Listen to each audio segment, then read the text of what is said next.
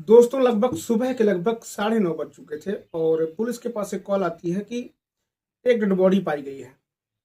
जिस dead body पर कपड़े नहीं है, बिल्कुल न्यू उसकी डेड बॉडी है। उसका प्राइवेट जो पार्ट था उसको काट दिया गया है। उसके शरीर पर कई सारे वार किए गए हैं। पुलिस जब इस बात को सुनती है तुरंत जो है फौरन वहां पहुंचती है अपने एक टीम को लेकर। जब वहां पहुंचती है तो देखती है कि उसके बदन पे भी कपड़ा नहीं है, प्राइवेट पार्ट पर जो है काट दिया गया है और उसके शरीर पर कई सारे वार किए गए हैं चाकू से। अब पुलिस उस डेड बॉडी को जो है अपने कब्जे पर लेती है। लेने के बाद उसकी छानबीन करती है कि आखिरकार ये आदमी है कौन। सबसे बड़ा सवाल पुलिस के पास ये था कि ये आदमी कहाँ का रहने वाला है, इसका नाम क्या है। पुलिस इस डेड बॉडी को जो है पोस्टमार्टम के लिए भेज देती है। इधर छानबीन करने लगती है कि उसका पता करने के लिए कि आदमी कहाँ का रहने वाला था, इसका नाम क्या था। बहुत तलाशा जाता है लेकिन पुलिस को कोई सुराग नहीं मिलता है उसका नाम क्या हो, रहने वाला कहाँ का था। तभी पुलिस जो है पेपर में जो छपवाती है उसकी डेड बॉडी की फोटो छपवाती है और मालूम करने के लिए कि आखिरकार ये आदमी है कौन। अगर कोई इसको जानता होगा तो जो है पुलिस थाने में जरूर आएगा। अब लगभग 2 दिन के बाद जो हमको सफलता मिलती है, एक आदमी जो वहां पहुंचता है बताता है कि ये तो जो है मेरा बेटा है। उस आदमी की उम्र लगभग 62 साल की थी और वो कहता है कि मेरा बेटा है। उससे पूछताछ की जाती है कि आखिरकार ये रहता कहाँ था। पूरी कहानी बताता है कि कहाँ पर रहता था, किसके साथ रहता था। पूरी जब कहानी बताता है पुलिस अपनी छानबीन को आगे बढ़ाती है। उसी वक्त जो है पोस्टमार्टम रिपोर्ट वहां पर आती है और मालूम चलता है कि इसकी जो है प्राइवेट को चाकू से काटा गया था और कई सारे वार किए गए थे। पुलिस समझ जाती है कोई ना कोई ऐसा इंसान है जो उसके साथ खुन्नस अपने निकाला है, अपनी भड़ास निकाला है। अब पुलिस जो है जो उस आदमी की जो है जो घर के फैमिली के लोग होते हैं उनसे पूछताछ करना स्टार्ट कर देती है। तब पुलिस को मालूम चलता है कि इस घटना की शुरुआत कहाँ से हुई थी। दोस्तों नमस्कार, मेरा नाम महेंद्र सिंह है। आशा करता हूँ आप सब अच्छे होंगे, सुरक्षित होंगे और जो मैं घटनाएं आपको सुनाता हूँ उनको लगातार आप जो है इंजॉय कर रहे होंगे। दोस्तों वीडियो में आगे बढ़ने से पहले मैं हर वीडियो में आपसे रिक्वेस्ट करता हूँ कि अगर आप हमारे चैनल पर नए हैं तो चैनल को सब्सक्राइब कर दिया करें, बेल आइकन को प्रेस कर दिया करें ताकि दोस्तों मेरा उत्साह बढ़ता रहे। दोस्तों आपका एक सब्सक्राइब मेरी जिंदगी दोस्तों बदल सकता है। चलिए दोस्तों आज की इस घटना पर रोशनी डालते हैं। दोस्तों ये घटना आज की जो है वो अमरोहा की है। वहां पर अजय, उसकी पत्नी अमरोहा के रहने वाले थे, गांव के रहने वाले थे, देहात से। लेकिन अमरोहा शहर में वो जाकर बस जाते हैं अपने परिवार को छोड़कर, क्योंकि माता पिता जो होते हैं अजय के वो घर पर रहते थे। जो उसकी पत्नी थी अजय की, वो अपनी पत्नी को लेकर जिसका नाम रानी होता है वो शहर चला जाता है कमाने के लिए। दोनों की जिंदगी बहुत बड़ी चल रही थी, कोई दिक्कत परेशानी नहीं थी। उनके इसी बीच एक बच्चा भी हो जाता है जिसकी उम्र अब हो जाती है लगभग 2 साल की।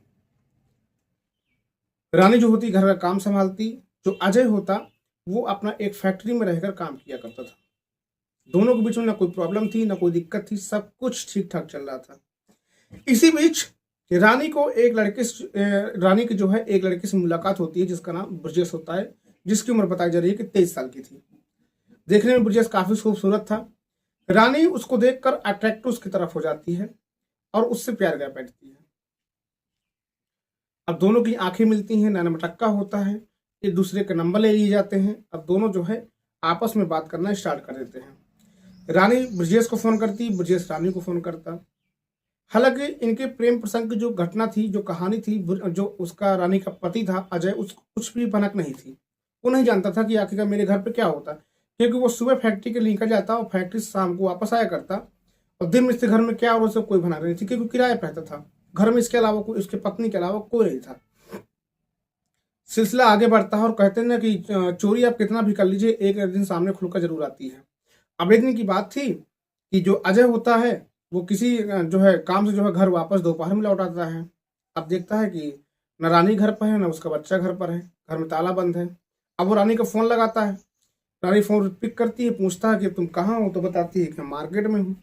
मार्केट में कहाँ हो पूछता है कि मार्केट में क्या करने के लिए, कहाँ पे हो। तो पहले वो पूछती है कि तुम कहाँ पे हो। अब वो बोलता है कि मैं फैक्ट्री में हूँ, कुछ काम था घर पर इसलिए मैंने तुमको फोन किया हूँ। तो जो जिस जहां पर वो थी उस दुकान का नाम बताती है कि इस दुकान पर जो है कपड़े खरीद रही हूँ।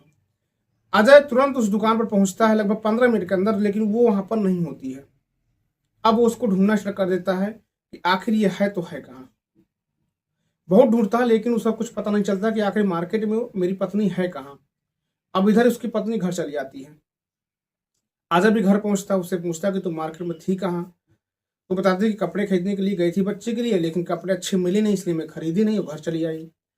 अब उसको वहां पर अजय को शक हो जाता है अपनी पत्नी के ऊपर कि मेरी पत्नी कुछ ना कुछ तो गलत कर रही है। अब जो अजय होता है अपनी पत्नी के ऊपर नजर रखना चालू कर देता है।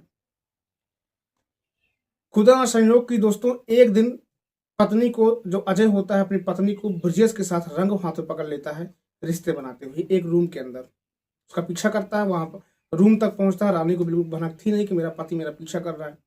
अब रूम पर वो जाती है ब्रजेश से मिलने के लिए। वहां पर जो रिश्ते जब बन रहे होते तभी अजय पहुंच जाता है, गेट खटखटाता है।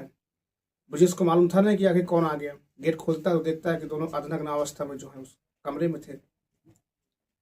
अजय कुछ बोलता नहीं है, रानी को लेकर वहां चुपचाप चला था अपने घर पर। अब ये बात वहीं पर नहीं दबती है। अजय बड़े गुस्सा था अपनी पत्नी रानी से।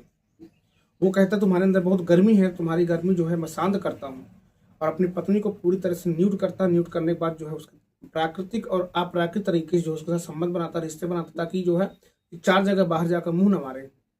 इतना ही नहीं, अजय अपने दोस्तों को बुलाता है, अपने दोस्तों को जो है वो उसके साथ करने के लिए मजबूर कर देता है कि तुम मेरी पत्नी के साथ जो ऐसा काम करो, ये 4 जगह बाहर मुंह मार रही है। जो उसके दोस्त होते हैं वो भी जो है मजबूरी में उनको करना पड़ता है। अब होता क्या है, रानी जो होती है उस बात से गुस्सा हो जाती है कि मेरे पति ने जो किया तो किया, मेरे पति जो दोस्त हैं अपने दोस्तों को भी मेरे साथ ऐसा गलत काम करने के लिए मजबूर कर दिया।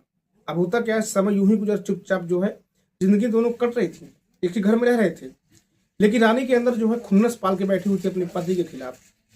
अजय इस समय जो है सब जानने के बाद जो है वो शराब का आदी बन जाता है। शराब लगातार पीना स्टार्ट कर देता है। जो उसकी पत्नी होती है शराब पीकर अपनी पत्नी को मारा करता। समय काफी गुजर जाता था तो पत्नी जो होती है रानी, वो भी शराब की आदी बन जाती है। अब दोनों जो है शराब पीना स्टार्ट कर देते हैं। कभी कभी तो ऐसा होता है कि रानी और अजय दोनों एक साथ बैठकर शराब पिया करते हैं। अब एक दिन का समय था, रानी ब्रजेश से बात कर रही थी। अब ब्रजेश से रानी मिल नहीं पा रही थी, बिल्कुल परेशान थी। अब ब्रजेश जो है रानी मिलकर एक प्लान बनाते हैं रानी के पति को मारने का।